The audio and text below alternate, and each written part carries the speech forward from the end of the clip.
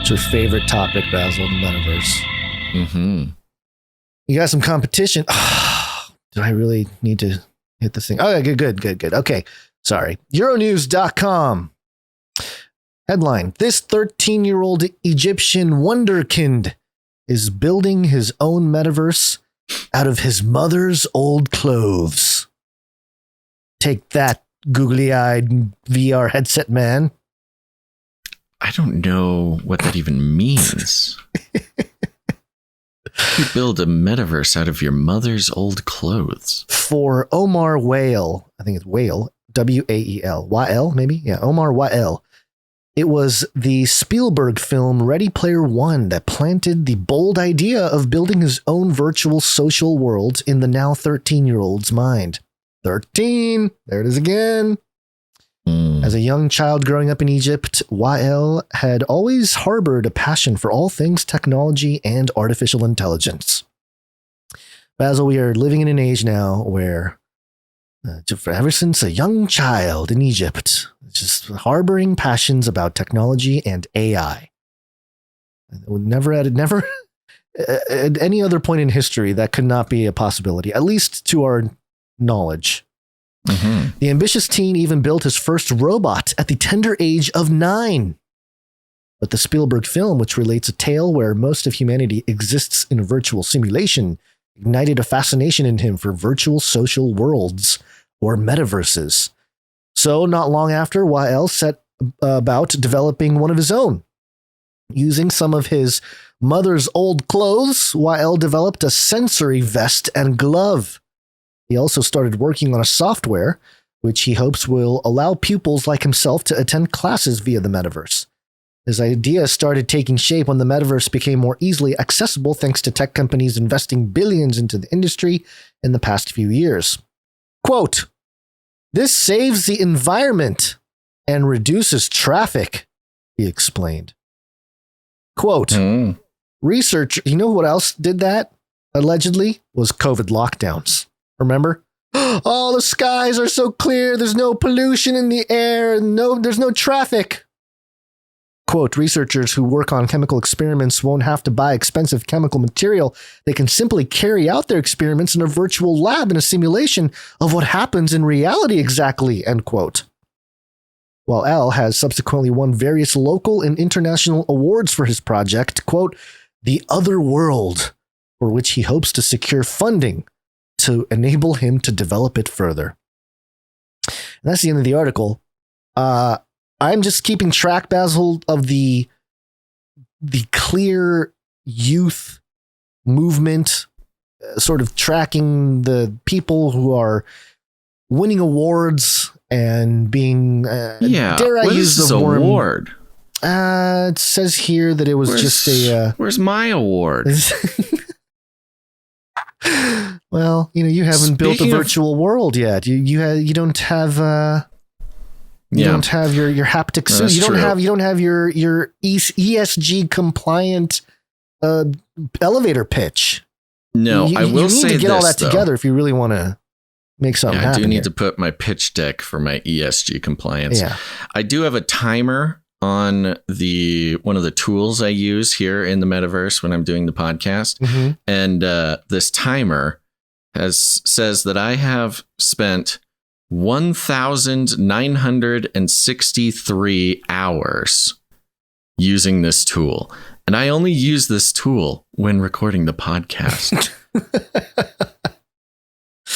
So there's that. What was it? 1,936? 1,963. So okay. Only about a couple of weeks, and I'm going to hit 2,000 hours in this metaverse office tool that I use. That's got to be worth something. That's 120,000 minutes of your life. Bragging rights. Yeah. So just thought it was very interesting that they would highlight. I mean, I'm sure there are a lot of kids doing this and use. I mean, I don't know to what they don't really get into details about the sensory vest and glove. I mean, how much of this invention was like a haptic vest type thing, right? Right. And they don't really explain how it works or anything. So it must be pretty rudimentary if they're not really getting into the details. I mean, it's kind of interesting because there are just commercially available haptic vests. It's not like a new thing. But, you know, I will tell you what, those haptic vests are not made from my mother's clothes. So maybe that's the award. Maybe the award was reduce, reuse, recycle. Yeah. That's well, I mean, there is a ESG argument to that, you know, the environment thing, recycling. He's a whole package. If you think about it, you know, he's using old things. His pitch is about saving the environment and reducing traffic and not having to actually do chemical experiments. Just do the simulations in the metaverse. Real practical, right. You know? I don't know. Think like a child, Basil. Get it together if you want to. If you want to keep in this race, you got little 13-year-olds being crowned. I think if I start thinking any more like a child, things will really start falling apart around here. Yeah, okay. That's true. All right, a couple more things here. I just want to quickly bring this, just a note, more like a headline.